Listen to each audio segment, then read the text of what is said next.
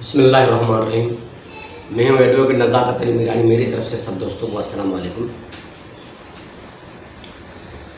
میں آج کا جو میرا موضوع ہے وہ ہے حضور پاک صلی اللہ علیہ وسلم کے یعنی جو زیادہ تر آج کل مسئلہ چل رہا ہے حاضر اور ناظر کا، تو وہ میں آپ کو آج انشاءاللہ اس کے بارے میں صحیح طریقے سے اور صحیح سمجھاؤں گا۔ میں کچھ دن ویڈیو نہیں بن سکتا کیونکہ میری تھوڑی طبیعت خراب تھی، تو میں سب دوستوں کو ایک عرض کر رہا ہوں کہ یہ جو موضوع ہے یہ اہم موضوع ہے، اور کوشش کر کے اس میرے ویڈیو کو زیادہ تر شیئر کریں، لائک کریں اور سبسکرائب کریں تاکہ صحیح حقیقت کا لوگوں کو پتہ چلے۔ اور میرے اس چینل کا نام یہ ہے کہ ریئل اسلامک اسپیچ، یعنی اسلامی بیانات، اسلامی سولوشنز، اسلامک پرابلمز۔ اس میں صحیح طریقے سے لوگوں کو سمجھاؤں گا کہ جو مسائل مسلمانوں کے ہیں، زیادہ تر جو ہمارے مسلمانوں میں فرقے واری ہو گئی ہے اور اس کی وجہ سے یہ پرابلمز سولوشنز نکل رہے ہیں۔ جو پرابلمز سے اسلام میں کریٹ ہوئے ہیں ان کو سولوشن یعنی سولو کرنے کے لیے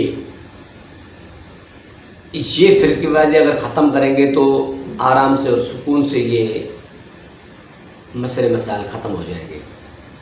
جو ابھی مسائل چل رہا ہے وہی چل رہا ہے کہ کچھ ہمارے مسلمان حضور پاک صلی اللہ علیہ وسلم کے لیے کہہ رہے ہیں حضور صلی اللہ علیہ وسلم ہر جگہ پہ حاضر ہے، حاضر ناظر ہے۔ اللہ جیسے اللہ تبارک و تعالیٰ حاضر ناظر ہے، تو ہمارے حضور پاک صلی اللہ علیہ وسلم حضرت محمد مصطفیٰ صلی اللہ علیہ وسلم حاضر ناظر ہے۔ اور ہمارے کچھ مسلمان کہتے ہیں کہ نہیں، حاضر ناظر صرف اللہ کی ذات ہے اور کوئی بھی نہیں ہے۔ تو اس وجہ سے بہت سارے مسلمان آپس میں لڑتے بھی ہیں، جھگڑتے بھی ہیں، بحث بازی بھی کرتے ہیں اور ایک دوسرے کے لیے طنز بھی کرتے ہیں۔ بہت سارے مسائل ہو رہے ہیں۔ پہلے نمبر پہ تو میں یہ کہہ رہا ہوں کوئی فرقے واری نہیں، ہم سب مسلمان بھائی، ہم سب مسلمان ہیں۔ اور جو مسلمان کا عقیدہ حقیقت میں ہے وہ یہ میں آپ کو پروف کر کے دوں گا کہ حضور پاک صلی اللہ علیہ وسلم حاضر ناظر جو بات ہے وہ صرف روز اطہر میں، وہ تھوڑی لمبی چوڑی یہ بات ہو جائے گی کہ روز اطہر میں حضور پاک صلی اللہ علیہ وسلم حاضر ہے، باقی ہر جگہ پہ اللہ تبارک و تعالیٰ کی طرح حاضر ناظر نہیں ہے۔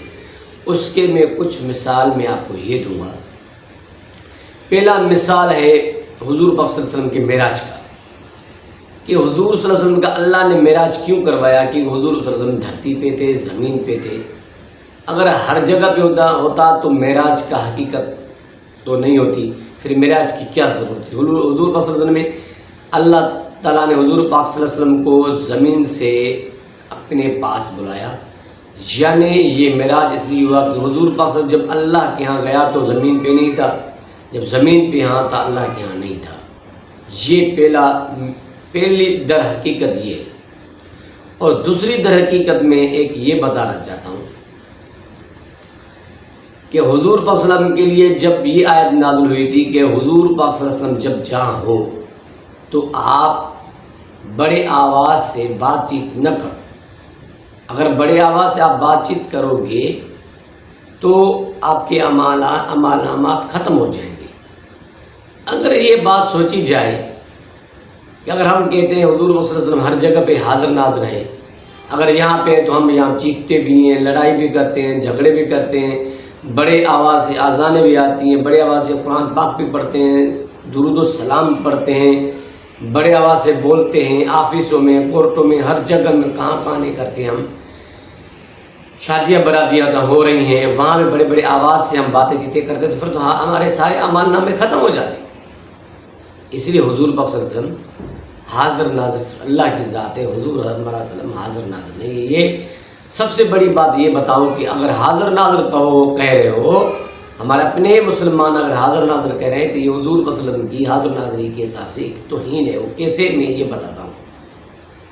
یہ دیکھیں، سب سے بڑا مثال یہ ہے کہ اگر حضور پاک صلی اللہ علیہ وسلم ہر جگہ پہ حاضر ناظر ہے تو یہ بتائیں کہ باہر کے ملکوں میں ایسے سمندر ہیں، ایسے ہوٹل ہیں، ایسے پارک ہیں جہاں وہ باہر کے ملکوں میں، بہت انگریز ملکوں میں، غیر مسلمان ملکوں میں وہ ننگے گھومتے ہیں، ننگے کھاتے پیتے، چھوٹے بڑے ننگے گھومتے پھرتے ہیں۔ اب یہ بتائیں کہ اگر ہم نعوذ باللہ من حضور صلی اللہ علیہ وسلم کو حاضر ناظر کہتے ہیں، حضور صلی اللہ علیہ وسلم تو بہت بڑی ایک غیرت مند ہستی ہے، تو وہاں بھی تو پھر حاضر ناظر ہوا۔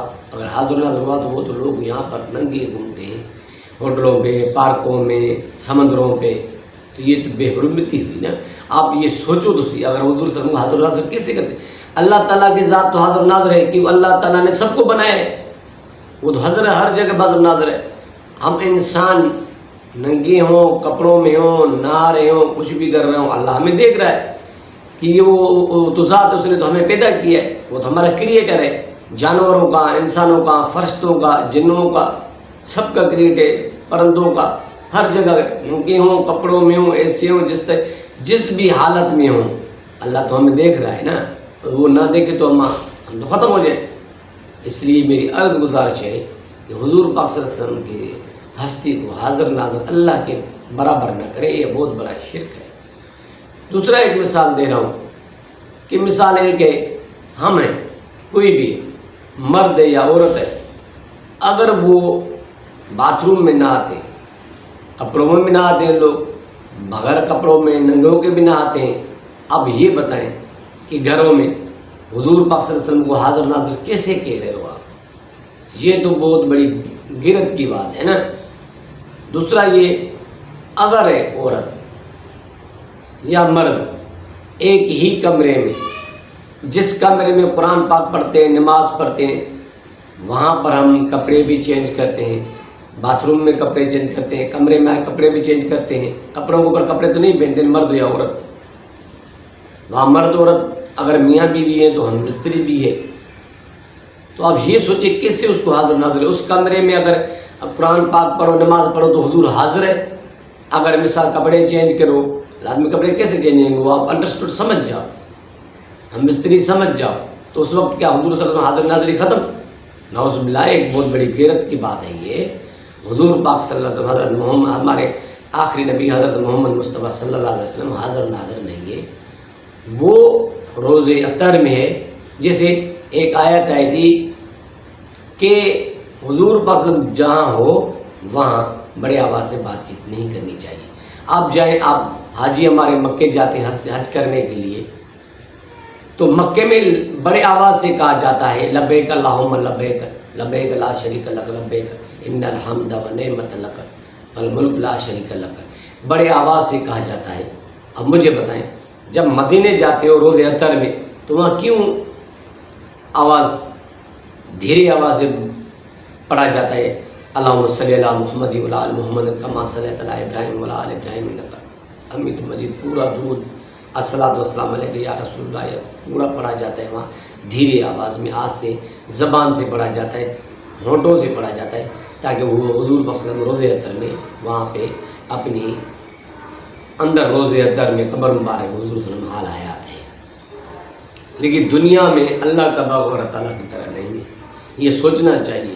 ایسے ہم کہیں گے تو ہمارے پورے اعمال نامات ختم ہو جائیں گے۔ حضور کی غیرت کو للکا رہے ہیں ہم، یہ بہت بڑی نااہلی اور جہالت ہے، یہ اس جہالت کو ختم کرو۔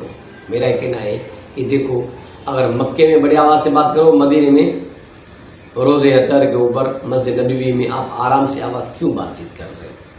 تو میں سب سے بات یہ کر رہا ہوں، جتنے بھی ہمارے مسلمان بھائی ہیں، چاہے وہ شیعہ ہوں، بریلوی ہوں، دیوبندی ہوں، وہابی ہوں، اہل حدیث جو بھی، اتفاق کریں، سنی ہوں، اتفاق کریں اس بات پہ کہ حضور پاک صلی اللہ علیہ وسلم کی ذات مبارک جو ہے وہ اللہ تبارک و تعالیٰ کی طرح حاضر ناظر نہیں ہے، اللہ تبارک و تعالیٰ کی طرح یعنی ہر جگہ پہ نہیں ہے۔ یہ بہت بڑا شرک ہو جائے گا۔ اس شرک سے اپنے آپ کو بچائیں۔ جو مثالات میں نے دی ہیں وہ سوچ سمجھ کر اس کو غور کرو اور ایک دوسرے کو بتاؤ اور سمجھاؤ، انشاءاللہ اس میں آپ بہت بڑا فائدہ اٹھائیں گے اور اس گناہ سے، کبیرے گناہ سے آپ بچیں گے۔ تو اگلے ویڈیو تک مجھے اجازت دیں۔ اللہ حافظ۔